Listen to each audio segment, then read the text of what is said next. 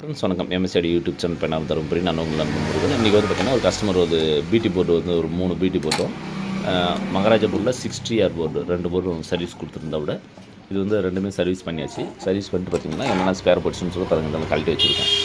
இவ்வளோ ஸ்பேர் போட்டு வச்சு எல்லாத்தையும் மாற்றியாச்சு. இப்போ கஸ்டமர் கொடுத்துடலாம். உங்களுக்கு இது மாதிரி ஏதாவது போர்டு வேணான்னு கான்டாக்ட் பண்ணுங்கள், இல்லை சர்வீஸ் பண்ணணுன்னாலையும் கான்டாக்ட் பண்ணுங்கள். இது வந்து பார்த்திங்கன்னா இந்த ஒரு டென்ஸ்ட்ரு இதில் வந்து பார்த்திங்கன்னா 6 டென்ஸ்ட்ரு போயிடுச்சு.